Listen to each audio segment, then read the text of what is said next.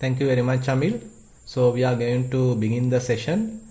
So I welcome all of you for Kalalgoda English medium sermon. Basically, we typically have the Kalalgoda session on every month, but unfortunately, this due to COVID situation, we couldn't conduct it. But anyway, Dilhara mentioned that from next month we are going to hold the typical English medium retreat, and from this month they are going to go for a kind of a trial session. So this is just for your information, and now we are going to begin today's Dhamma sermon. Namo tassa bhagavato arahato samma sambuddhassa. Namo tassa bhagavato arahato samma sambuddhassa. Namo tassa bhagavato arahato samma sambuddhassa. Chatunnam bhikkhave ariya saccānaṁ ananubodhā appadivedhā evamidam dīgamadhānaṁ sangdhāvitaṁ sansaritaṁ mamanceva tumha kanchāti. Dear Dhamma friends, there's a beautiful sutta available in Satya Samyutta, that is in Samyutta Nikaya, where Buddha gives a very beautiful discourse to the monks. So at that time, Buddha was staying at Kotigama village, which is actually a village belonging to the Vajjins, and there the Vajji people were residing. And at that time, Buddha addressed the monks, and he says this to the monks. Chatunnam bhikkhave ariya saccānaṁ ananubodhā. If we translate it simply, that there are four noble truths without understanding that. Appativedha, not penetrating that. Evamidam dīgamadhānaṁ sandhāvitam sansaritam mamancheva tumha kancha. So all these long sansara, myself and yourself are simply wandering and going on and on just because we couldn't understand Four Noble Truths and we couldn't penetrate Four Noble Truths. So for the whole wandering of this whole long sansara, Buddha concisely mentioned as the reason of avidya, as the reason of ignorance of these Four Noble Truths. So in this discourse, therefore, a great emphasis is given to know the Four Noble Truths. There are various other teachings by the Buddha, but Four Noble Truths can be considered as the gist of his teaching.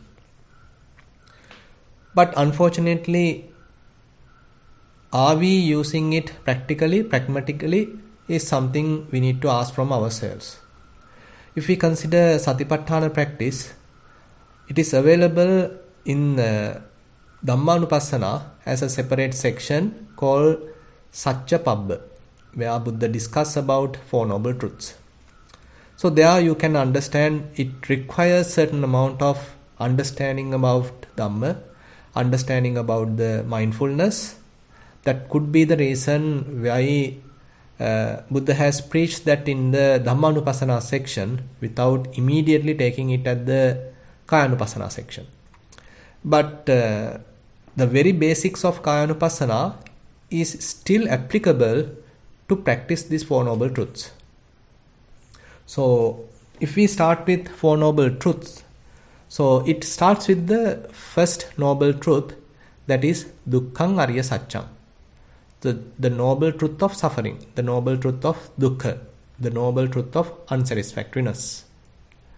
So interestingly, Buddha starts his whole teaching, this Four Noble Truths, pointing out there is suffering.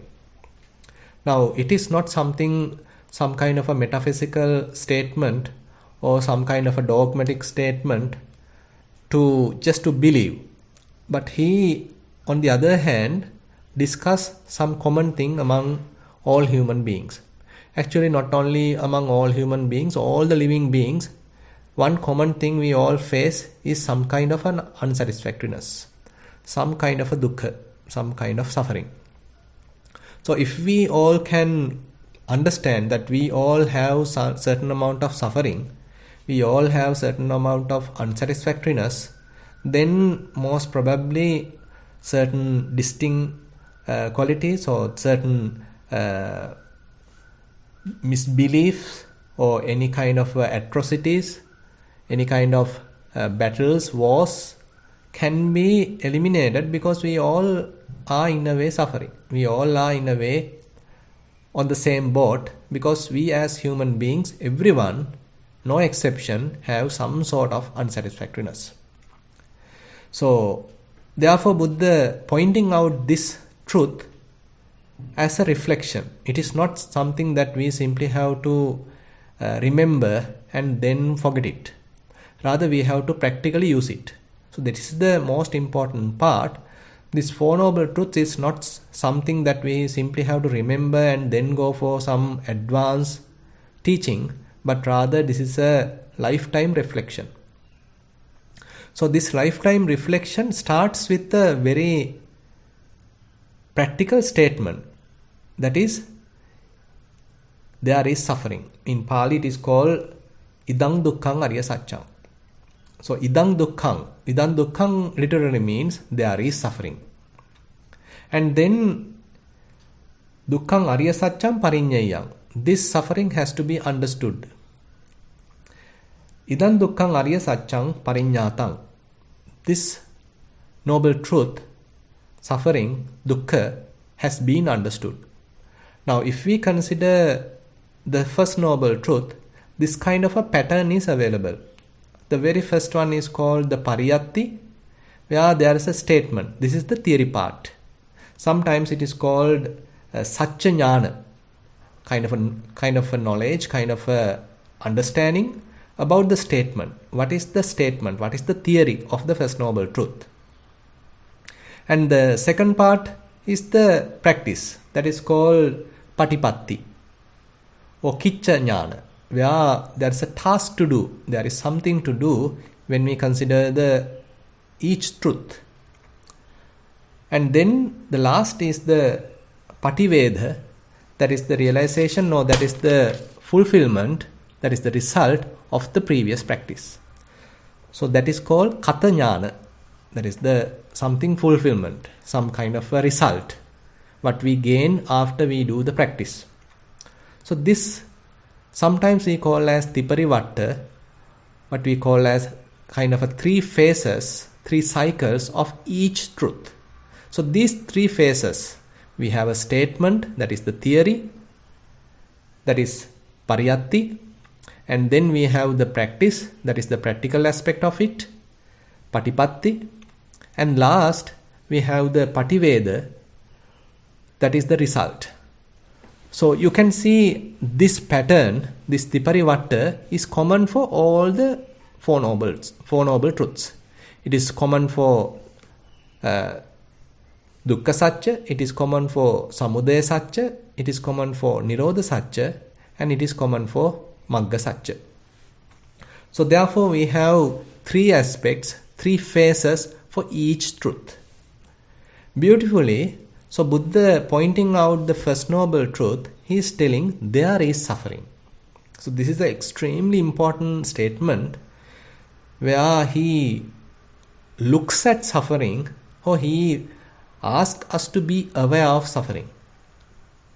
This is where the mindfulness comes into the front, where it is not he is telling I am suffering, but rather he is telling there is suffering. So we need to objectively look at suffering. Suffering as something objectively. Suffering as something like a phenomena. Suffering as something ongoing experience. So one has to sort of understand suffering. Say for example, just to give a easy reference, suppose you are doing walking meditation. In that instance, suppose your right leg is touching the ground and you are aware there is some sort of a sensation, kind of a hardness, there's a roughness, maybe heat, cold, So all these are different qualities, different phenomena. And we can be aware of that. None of these phenomena belongs to us. Each phenomena is happening due to certain causes, and we can be aware of that. So this change of perspective is extremely important. We are not thinking about this hardness, we are not thinking about this roughness, we are not thinking about this heat, but rather we are being mindful about this heat. We are being mindful about this hardness. We are being mindful about this cold. So likewise, any of these qualities, we can be mindful. We can be aware. So this change of perspective is extremely valid for these Four Noble Truths. So we are being asked to look at suffering. So this suffering could be either some bodily pain, or this either can be some amount of mental pain as well. It may be very subtle mental resistance, kind of unsatisfactoriness, some amount of resentment, unsatisfactoriness, or even it could be some bodily pain.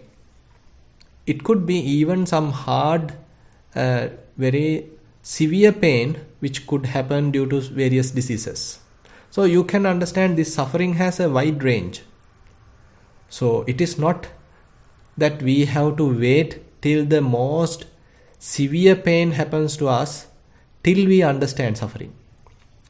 Rather, we have to apply this statement even in day-to-day activities whenever there is any kind of unsatisfactoriness is available in the mind. Typically, what we do is unknowingly, we are jumping out of this experience and we are trying to get rid of this experience, and as a result, we are missing the point. But rather, Buddha is asking us to be awakened to this suffering. Rather than thinking that this is something unreasonable for me, why it happened to me, it's poor me, I am suffering. So likewise, looking at it in a personal way, Buddha is asking us to look at it in an objective manner. So there is suffering. So assume that there is some amount of unsatisfactoriness is available in your mind. At that time, typically, one approach is we can simply be a victim of the suffering, and we are struggling to get rid of that. We are trying to find a kind of escape. We are trying to find some beautiful experience, good experience, comfortable experience. That is, in a way, we are not being aware of the present suffering. But the mindfulness practice helps us to understand that there is suffering at this very moment. So this whole practice, therefore, is applicable at this very moment, in the present moment. So at present, we have to check the mind or check the body in order to recognize whether there is any suffering, whether there is any kind of unsatisfactoriness, whether there is any kind of tension, any kind of stress. So all these different categories of dukkha is available, but we have to be awakened to this noble truth. So Buddha is pointing out it as a noble truth. So rather than trying to get rid of it, or rather than trying to attribute a person into it, rather we have to step back and be aware of this suffering and be aware of this unsatisfactoriness. Then we can say, okay, there is suffering. Idang dukkhang arya satchang. And the practice we need to do regarding to the first noble truth, therefore, is this kind of an understanding, this kind of a recognition, this kind of a realization. Therefore, it is pariññaya. It has to be understood. Assume that you are mindful, you are aware, now there is some amount of unsatisfactoriness, and you are now being mindful about that. You are not trying to get rid of it, you are not trying to personify it, you are not trying to find another better happiness, but rather at this present moment, if there is any kind of unsatisfactoriness, any kind of resistance in the mind, just be aware of that resistance. Just be aware of that unsatisfactoriness. Now this is kind of in a way, a little brave activity. If you are not that brave enough, you may always try to get rid of this suffering. You are not enduring it. You are not being patient with it. Rather, the first noble truth, therefore, requires certain amount of endurance, patience, and of course, mindfulness. With mindfulness, you are able to recognize it. Whenever there is some resistance available in the mind, if you practice mindfulness, so you have the capacity, rather than to be inside this resistance, you can come out of it and can look at it objectively. It is like someone else's resistance, someone else's unsatisfactoriness, someone else's resentment, someone else's anger. So any of these different mental states can be looked at objectively. So if one can do this, then we can say, okay, I understood it. There is some sort of an unsatisfactoriness. There is some sort of a resistance. So you need to apply this practically. Say, for example, you are dealing with your children. At that time, suppose your son, your daughter did something which you didn't expect. You want things to happen in a certain way, but he or she didn't do it in that way. So then there is some amount of resistance arising in your mind, some amount of anger arising in your mind. So why he did like this? I wanted him to do like this, but he did like that. So you are kind of a little burning effect, little tension, little stress is now building up in the mind. So at that very moment, can we be aware of that? So this is where the practical application. So it is not that you are always coming to the cushion and sit cross-legged to understand the first noble truth, but in day-to-day activities, that is where this can be practically applied. So that is where we need to understand how well we can use this teaching in day-to-day activities, in day-to-day life. That is where the insights are possible. It is because when you have the all comforts available on your cushion and everyone is, say, silent, and you have very comfortable situation and you are paying attention to breathing or whatever it is, and you are in a very beautiful situation, at that time it could be difficult to understand suffering. But on the other hand, as I said, if you are in a typical day-to-day activity and things are not happening as you wish, at that time, of course, definitely there will be a resistance in your mind, some sort of an unsatisfactoriness in your mind, some little amount of anger in your mind. At that time, are we ready to honestly reflect that? Are we ready to honestly understand that? So then we can understand, okay, there is suffering. Idan dukkhang ariya satchang. There is suffering. There is unsatisfactoriness. So if we properly understood that, then Buddha says the second noble truth. Second noble truth, idang dukkha samudayang ariya satchang. Now, if we need to understand dukkha samudaya, the cause of suffering, we of course have to look at suffering. We have to objectively look at suffering. Then only we can penetrate, there is a cause for this suffering. There is a cause for this resistance. There is a cause for this anger arising in the mind. There is a cause for this unsatisfactoriness arising in the mind. So what is this cause? Now we are using, in a way, the wise reflection, yoniso manasikara. Rather than simply thinking in a superficial way, we need to go to the bottom. We need to go to the root, go to the source, and to recognize what is the real cause. So now we are trying to understand what is the real cause. So Buddha says there are three categories of causes. That is the craving. Craving has three aspects: kama tanha, bhava tanha, vibhava tanha. So there may be some sort of desire in the mind. Suppose you are going through a little bit of pain. At that time, pain is of course there. It could be a bodily pain, but the mind is requesting some amount of happy experience. You are expecting some happy bodily experience, some pleasurable experience. So there is that sort of a sensual desire available in the mind, kama tanha. So this kama tanha, this sensual desire, is the culprit, causing that resistance in the mind. The bodily pain is there, but you can simply be aware of this bodily pain without any kind of a unsatisfactoriness in the mind. So this is where we need to properly understand the bodily pains are there. That even the Buddha had, even the Arahants had. But they didn't suffer mentally. So that is the difference between we and them. Where whenever any kind of bodily pain happens, we take it personally and we are thinking why it happened to me, poor me, I am suffering. All these unnecessary mental part we are applying to this bodily pain.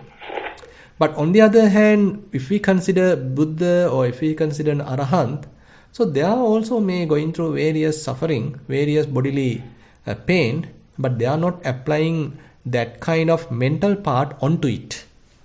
They are not projecting any mental part onto the physical suffering, physical unsatisfactoriness, physical pain. Similarly, when we going through any kind of, suppose, bodily pain, so are we ready to recognize that pain? And if there is any sort of mental unsatisfactoriness, then we can find out what is the cause. Then we could probably understand, okay, there is some amount of desire for sensual desire, some amount of happiness, some amount of bodily comfort. We as human beings, we may expect some amount of bodily comfort. Doesn't matter. But if we are expecting too much, if we are desiring it too much, then that very expectation couldn't be satisfied at this very moment because there is some sort of a discomfort in the body. You may be going through certain illness. Likewise, there may be certain unavoidable circumstances. But if we are simply being impatient about the situation, if we are complaining, all these are representing the mental unsatisfactoriness. Some kind of an agony in the mind, agitation in the mind. So this very agitation in the mind, unsatisfactoriness in the mind has to be understood. So this is the cause. This is the cause which is causing that unsatisfactoriness. So you are expecting something different. So one aspect of the suffering, rather the desire, the second noble truth, is the desire to become. That is bhavatanha, where you want to become something or you want to become someone. At this very moment, suppose you are a housewife or a householder, you are having certain amount of wealth, but if you can just be content with it, there won't be much suffering, much unsatisfactoriness. But suppose you are always looking forward, always wanting something more and more and more, so that's also giving some amount of unsatisfactoriness, kind of an unrest to the mind.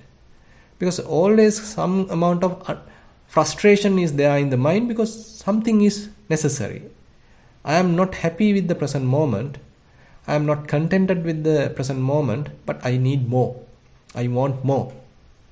I need a better car. I need a better house. I need a better occupation. I need a better wife. I need a better husband. I need a better child. I need a better school. I need a better job. I need a better country. I need a better president. I need a better prime minister. We can tell 1001 better things. And we can be quite unsatisfied because we want something else. We are not happy with the present moment, the present situation, the way it is, and we want something different. We want to become some different situation. And sometimes we want to become someone. At the moment we are someone, but we want to become someone else. So someone can actually argue, then we simply have to be poor and we have to simply be the way it is. We can't do anything. So likewise, someone can argue. But here the idea is not that we are not doing the best part or not trying hard, not learning or contributing 100%. We do the best, but when we are contributing the best, when we are trying the best, still if there is any kind of unsatisfactoriness arising in the mind, so that part we can eliminate simply by understanding what is really going on. Basically, we need to look at the mind and to find out this proper reason. So, and on the other hand, Buddha says the vibhava tanha, that is the desire to get rid of. Whenever if there is any sort of a resistance in the mind, if there is any kind of agitation in the mind, any kind of unsatisfactoriness in the mind, or if there is any kind of painful situation in the body, painful feeling in the body, if we are trying to get rid of it immediately, I want to get out of it, so then this desire to get rid of, vibhava tanha, is present.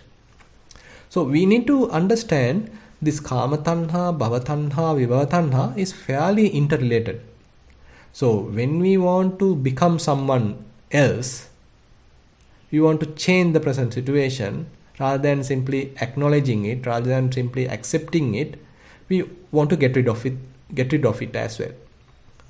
So, and how are we going to get rid of it? How are we going to become someone else? That is maybe satisfying the sense desires. That may be satisfying using the beautiful scenes, beautiful sounds, smells, touch, and various things. So therefore, these three desires in a way are fairly interrelated.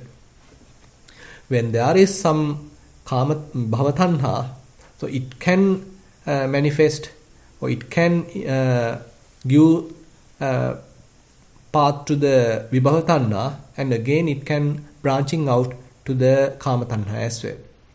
So if we can remember this, there is dukkha samudayang ariya satchang, there is this kama tanha, bhava tanha, vibhava tanha. Once we recognize that, so how can we practice onto it? So then Buddha says, idam dukkha samudayang ariya satchang pahatabbang. So this is the practice which we need to apply to this tanha, to this desire, to this craving. What we need to do? Pahatabbang. We simply have to let it go.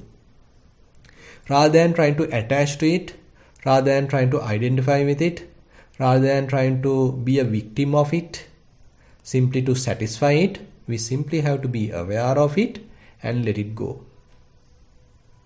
Now, there also we need fair amount of mindfulness, because we need to recognize suffering, unsatisfactoriness, and as a result we can even find the root, find the cause, find the source, so we can come across these any kind of desires present in the mind.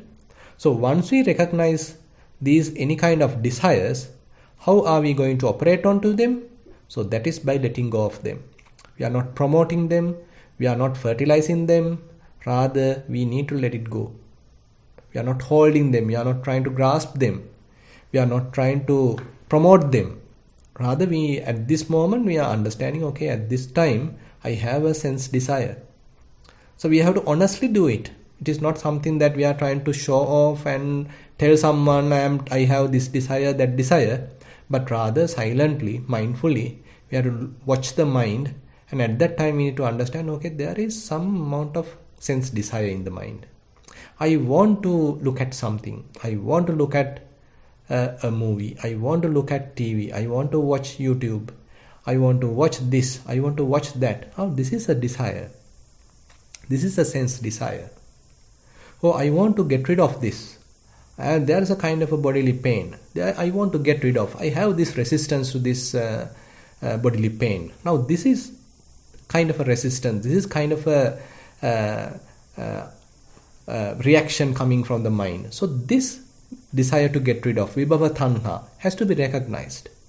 So if we are able to carefully, honestly recognize these desires presently available in the mind, so then we can step back and can let it be and let it go.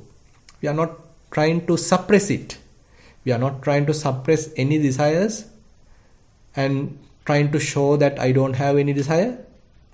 Rather, we acknowledge, okay, there is, at this very moment, I have a sense desire. I have a desire to become, or I have some desire to get rid of this situation. So this very desire, now I am understanding. Now I am letting it go. I am not promoting it. I am not trying to be a victim of it. but rather I am letting it go. Because none of these desires by themselves are devils. None of these desires by themselves are strong. They are actually taking power, taking energy from our own mind. So if we properly recognize them, then of course they can't stay longer.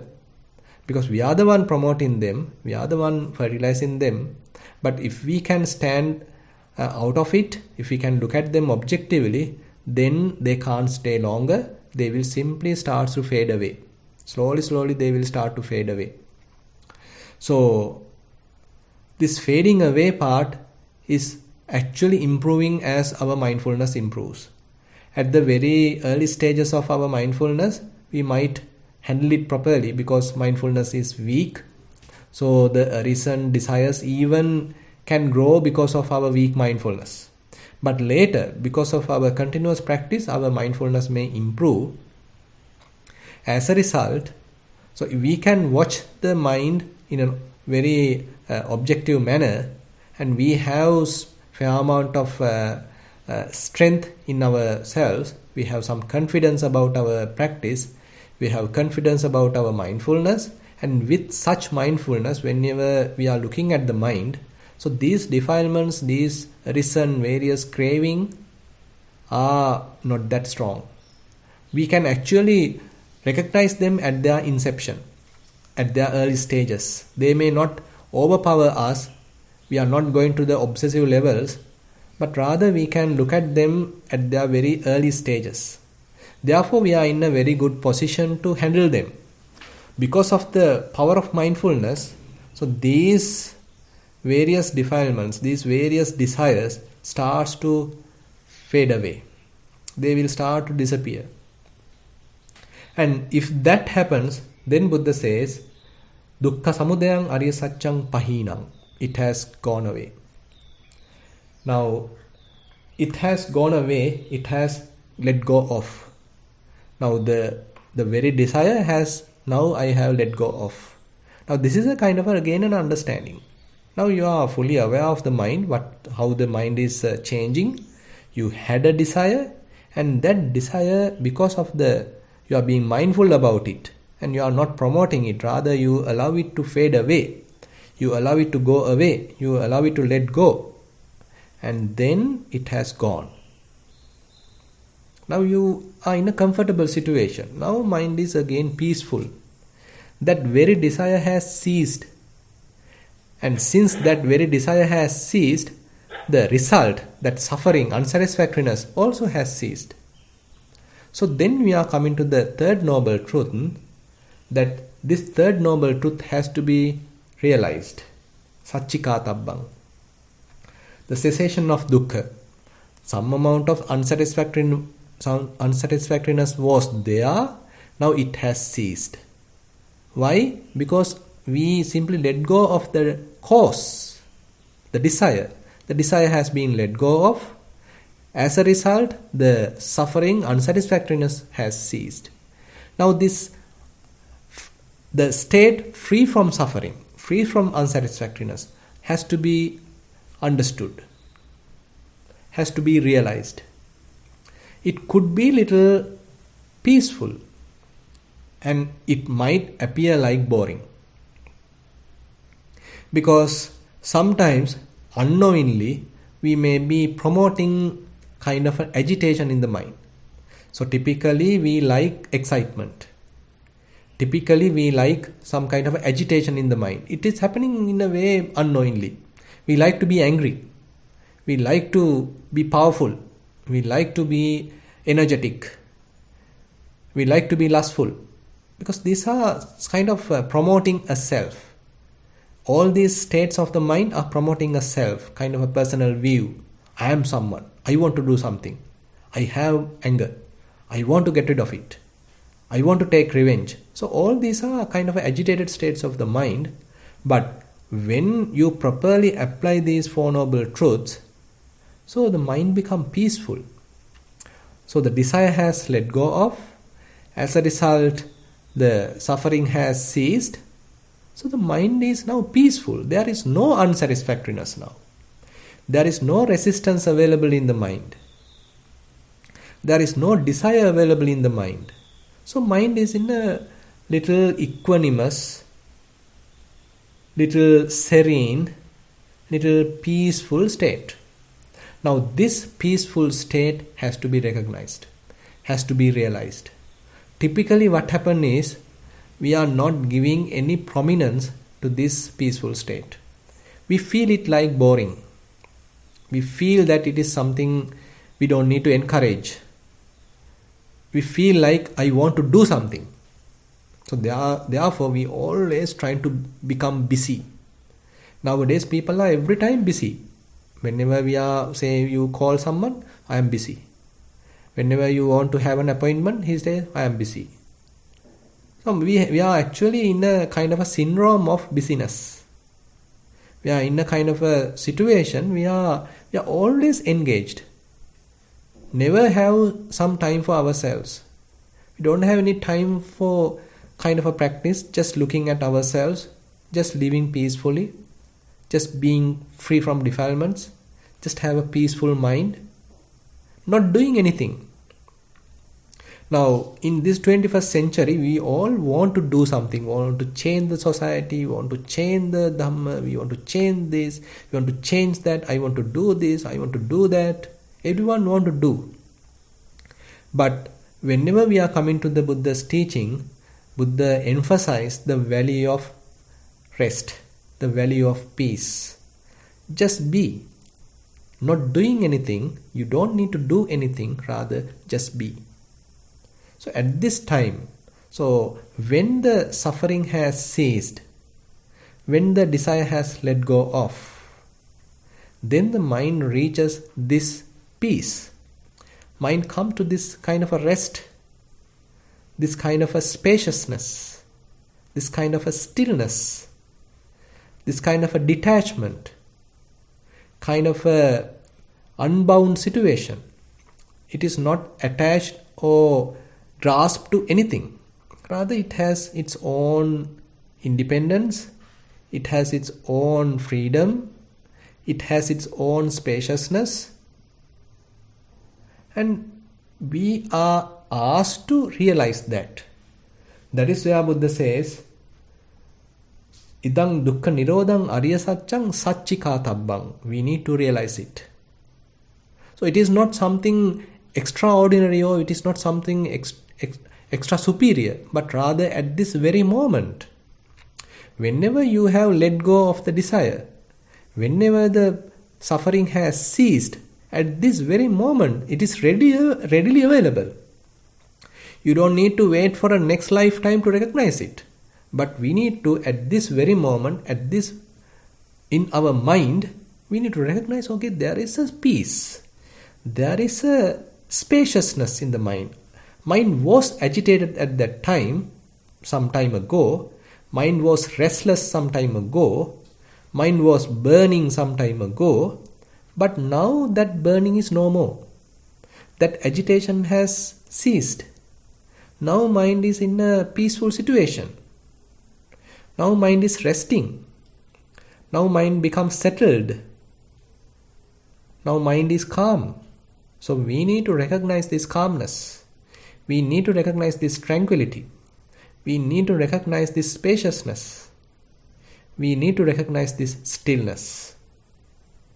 Now, even though we recognize it, again, because of our past habits, again mind may go and grasp something, go and cling to something. What is the result? Again, agitation. Again, mind get unsatisfied. Again, mind get hooked up. Again, mind get suffered. So again, now we need to apply the theory. Okay, now there is again unsatisfactoriness, again suffering. So what we need to do? Okay, we are understanding that suffering. We are understanding its cause. Once we recognize that cause, okay, we need to let go of that cause. Okay, now we let go of that cause, and as a result, the suffering has ceased. Unsatisfactoriness has ceased. So again, we back in the rest, back in the stillness, back in the calmness, back in the tranquility. So this practical approach we have to apply again and again.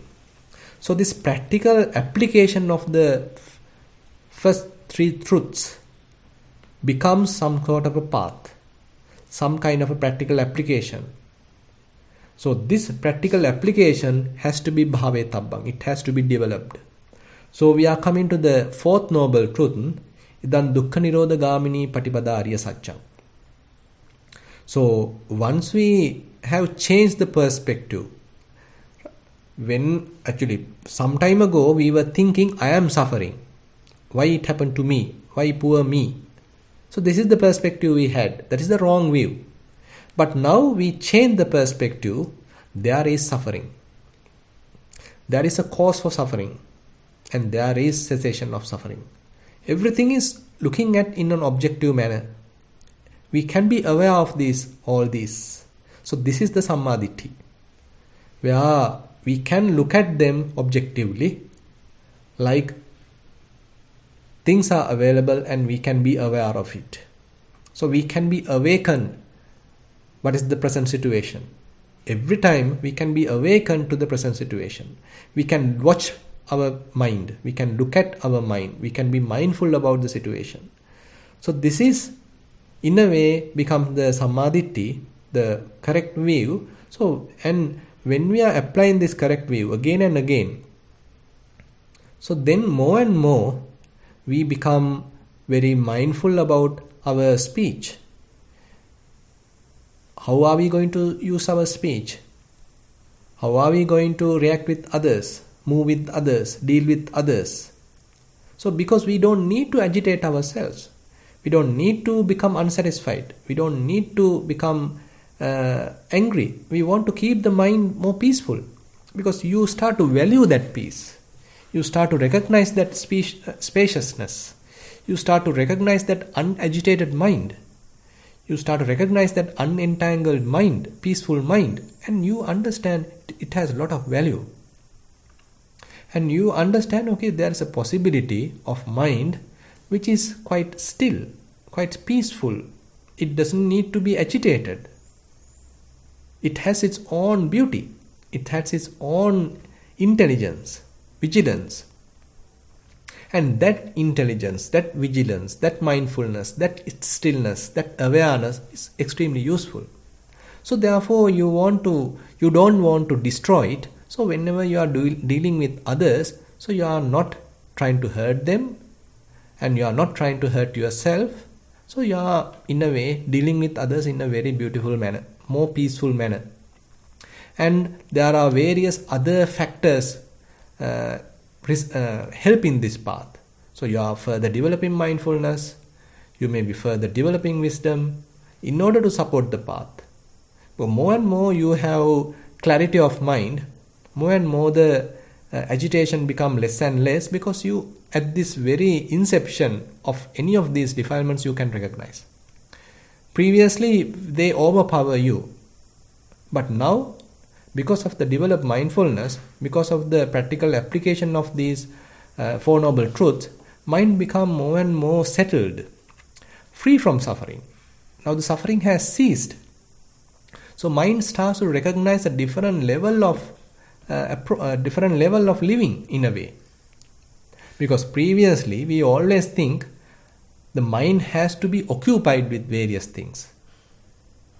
Every time the mind has to be occupied by watching the movie, watching the TV, watching the internet, watching the YouTube, whatever it is. Always it has to be occupied by engage with others. You are writing emails, writing letters, writing WhatsApp. So many things are there. And always have to be occupied by having a lot of good smells. Always have to eat. You want to keep your mouth occupied. Always chewing something. And you always have to have best comforts. And if nothing is available, you want to think. You are always kind of victim of obsessive thinking. That was how you were. But now you are in an entirely different paradigm where you understand there is a peace of mind. There is a viveka. There is a kind of a rest which is free from thoughts. some pure awareness is available which is free from thoughts, and it is entirely free from any kind of agitation, and it's quite peaceful. It is not boring, but it is quite peaceful. This is the least frictional path, and now you start to appreciate it. More and more one associates such state, more and more insights going to arise, and you will understand how this mind is still going after various objects. Whenever beautiful things are available, how again and again he going and trying to catch it, going and trying to hold it. Then you recognize the karmasava. Okay, there's a kind of an influx, kind of a tendency, hidden tendency available in the mind. So why am I promoting that unnecessary habit? Why should I maintain that unnecessary habit?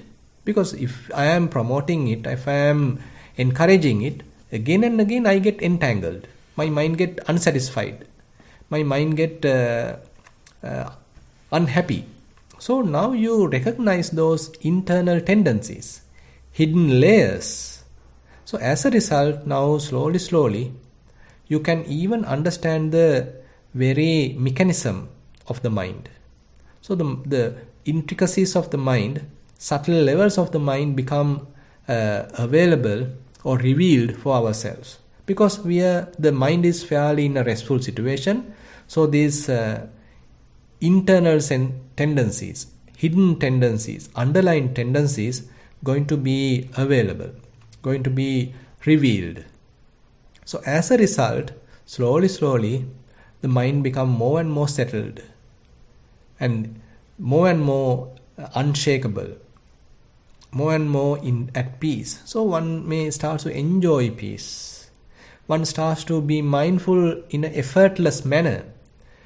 Unlike in the early stages, you don't need to effortfully apply mindfulness. Rather, mindfulness become like a birthright. It is, in a way, we can say it's kind of an awareness. So it's a kind of an ongoing awareness. You don't need to effortfully maintain it. Rather, it is there. So you can simply be aware of something. You can simply be aware of the present moment. Awaken to the present moment. Always vigilant about the mind. What is really happening at the mind? So you are ready to honestly reflect about the mind. Check the mind. Observe the mind. So if one is observing like this, Buddha says, whatever arising is suffering, whatever passing away is suffering. Dukkhameva uppajjamano uppajjati, dukkhang nirujjamanang nirujjati. Dukkhameva uppajjamano uppajjati, dukkhang nirujjamanang nirujjati. Whatever arising is suffering, and whatever passing away is suffering. So this is a kind of a beautiful, strong truth Buddha says that one will understand by himself. He will understand, okay, whatever arising is suffering, whatever arising is unsatisfactoriness, and whatever is passing away is also unsatisfied. So he is giving more value to that peace of mind, that spaciousness of mind, that stillness of mind, that pure awareness of mind. And he doesn't require someone else's assistance now, because he is quite capable now. He is quite confident about his own practice. And therefore, Buddha says, he actually more and more apply the practice, and as a result, he may be free from three fetters. Sakkaya Ditti, personality view, Vicikiccha, that is the doubt, and Silabbata Paramasa, adherence to rules and observances. Because all these are related to personality view. So whenever we are thinking, there is I suffering, I am suffering, why poor me? So that is the personality view. But more the mindfulness practice are changing that wrong perspective to a correct perspective, correct view.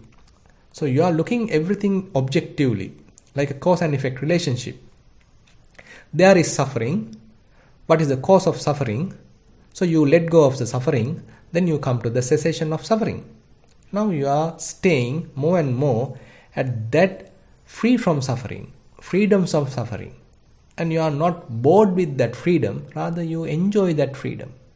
Rather, mind is now ready to be with that freedom. You simply like to be. You don't need to associate others. You don't need to go for parties.